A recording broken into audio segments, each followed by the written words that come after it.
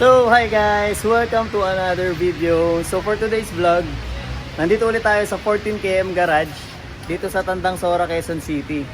So, meron naman tayo mga upgrades actually for today's video.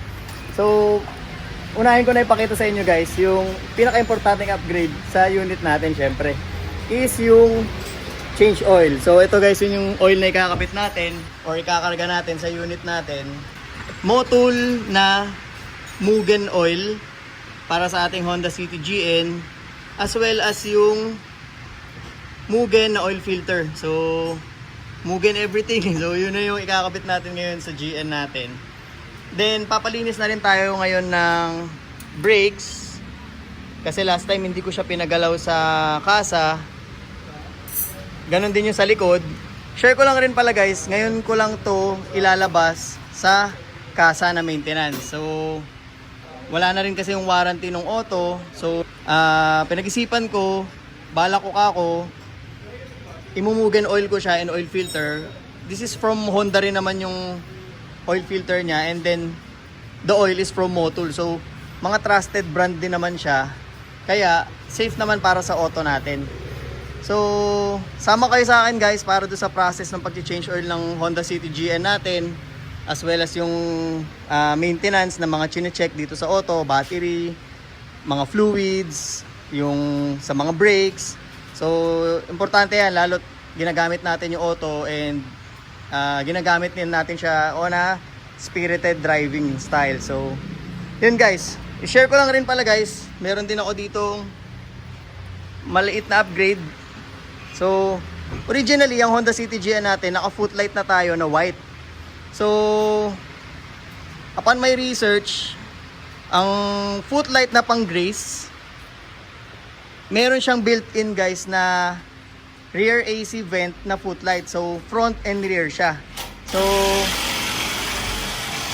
dito guys yung magiging pwesto ng rear footlight natin. So, sa part na to. So, dyan siya ikakabit mamaya. Pakita ko sa inyo guys yung itsura nung housing niya and ng mga ilaw niya. So ito guys. So ito nga pala guys yung pinaka footlight natin. So kung mapapansin nyo, dalawa yung LED niya. Yung isa niyan, pagka naka park light ka na, iilaw na yan. And then once na binuksan mo yung pintuan, mas liliwanag yung ilaw sa paanan mo. So yun yung kagandahan sa function ng mga Honda Access footlight para sa City GN natin. So originally this is for Honda Grace. So yun nga, katulad ng sinabi ko, meron siyang panel para sa rear AC vent na swak din para sa Honda City GN. So kung plan nyo mag-upgrade in the future ng footlights, so yun yung functions niya. And ang kailangan nyo bilhin is pang Honda Grace, or originally meron din namang pang GN pero for the fronts lang siya.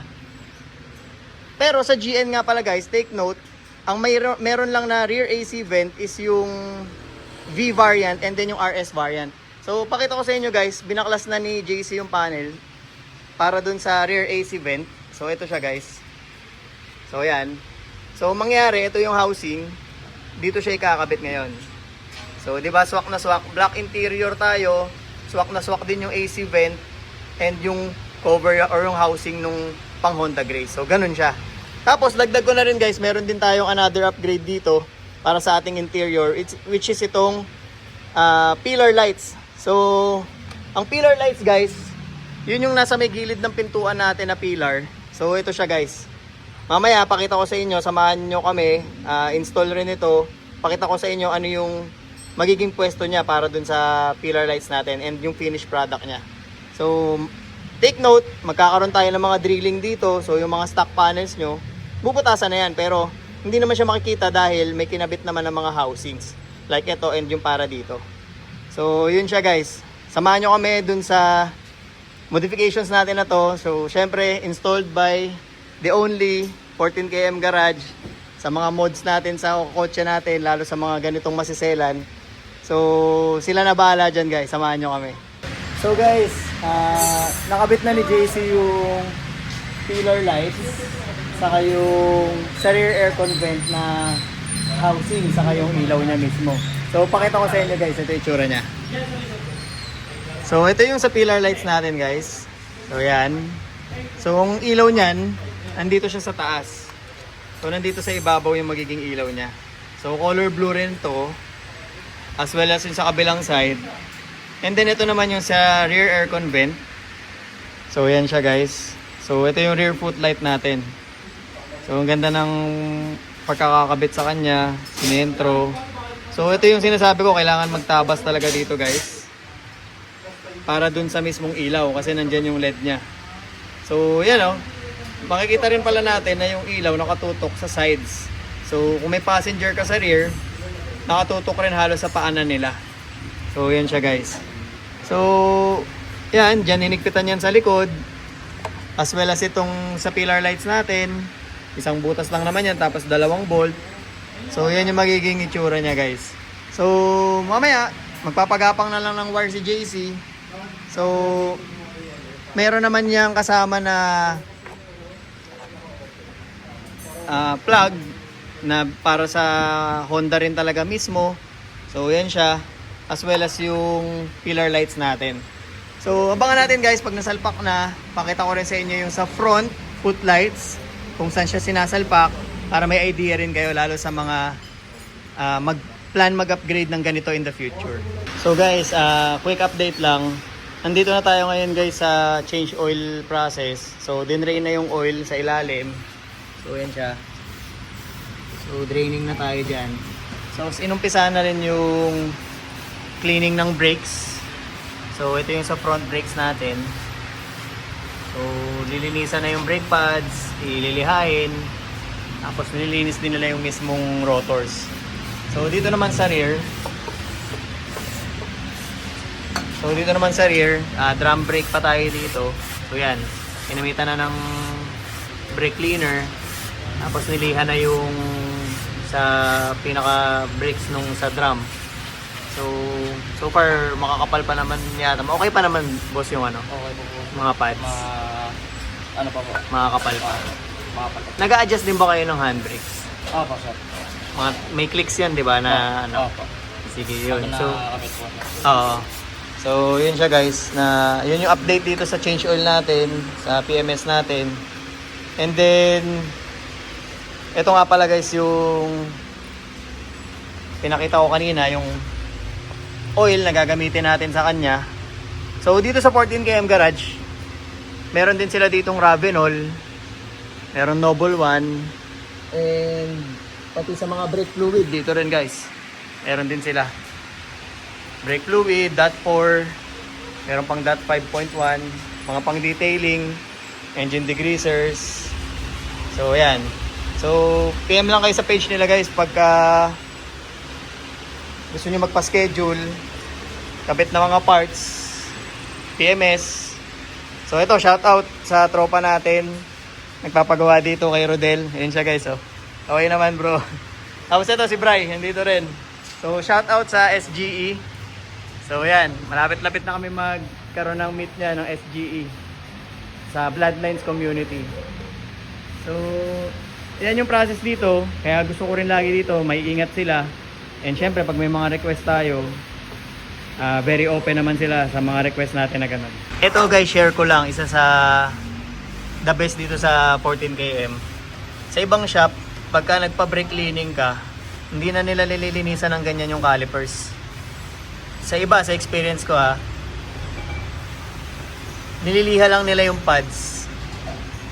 Then, ginagamitan ng brake cleaner. After that, okay na. Pero dito guys, tingnan nyo naman pati yung calipers natin.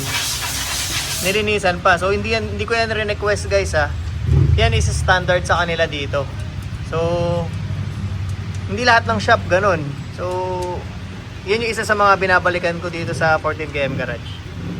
So, yan Tapos yun, nire-request na rin natin na i-retorque yung mga converters natin or spacers para syempre safety na rin since naka-open na rin naman yung suspension and yung preno. So dito pala guys, may binabaklas si JC. Pinapabaklas ko yung Ultra Racing strut bar natin. Kasi meron akong upcoming project dyan sa strut bar ng Honda City GN natin. Abangan nyo na lang yun guys sa next vlog. So sali na tayo guys ng oil. Quick update. So Mugen, equip na tayo sa engine natin pagdating sa oil. So yan. Syempre magbe-base pa rin sila sa dipstick later. Siguro hanggang mga 3.8 muna or 3.6 tapos check tayo ng dipstick sa oil level para ma-sure natin. So yan, Mugen oil. So same din naman siya sa tulad ng ibang oil na 5W40. So MSA na oil ng Mugen. So, update rin pala guys, nakabit na natin yung Mugen oil filter natin. So yan din siya. So pati sa oil filter nag-Mugen tayo. So based din sa nakita nyo kanina nung bago tayo mag-umpisa magpa-PMS. So pati yan, naka-Mugen na rin tayo. So sa 14km garage guys, standard din nila na pag nagpa-PMS tayo dito, chine-check din yung battery. So kung good pa yung battery life niya, so kung healthy pa, ito siya guys. So Good battery pa naman po. so far, sabi ni Sir JC, good pa naman yung battery. So actually, wala pa naman 2 years to as far as I know. So mga 1 year and 6 months pa lang yung battery natin na to guys. So yan, isa sa magandang chine-check din lagi, pinaka-importante. So, quick recap lang guys. Tapos na tayo guys sa change oil and PMS package ng Honda City GN natin. So, nagpalit tayo ng oil guys from Honda to Mugen oil by Motul. And then, nagpalit na rin tayo ng oil filter na Mugen. Tapos, nagpa-brake cleaning na rin tayo.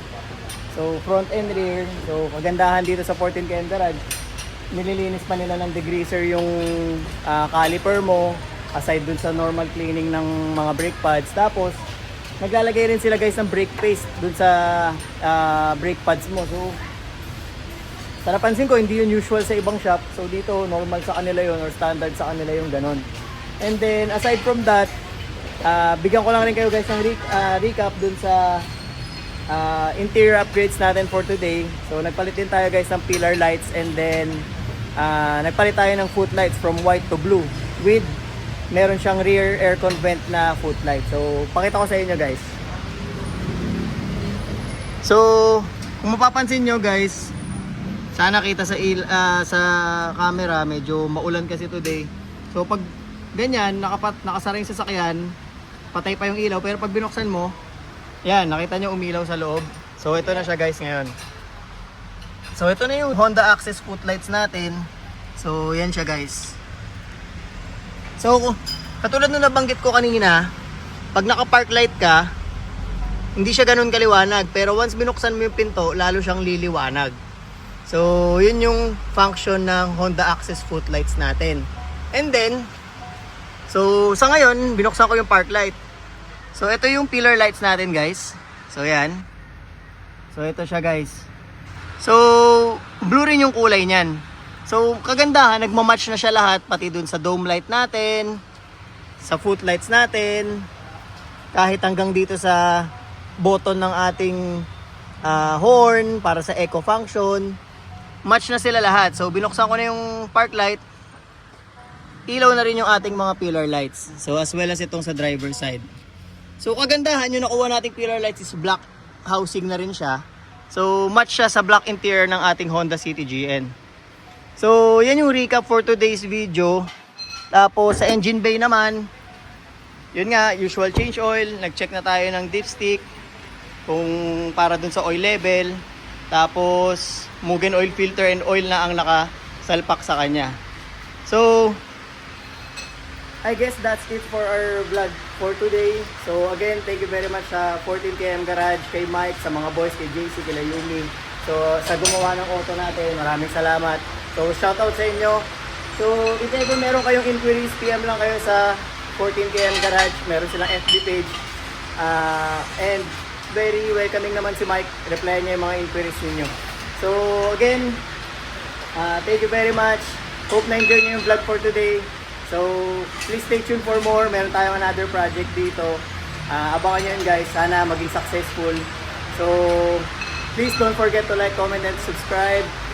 Please click the notification bell button para updated kayo sa mga upcoming videos natin. So, stay safe guys and peace out. Bye!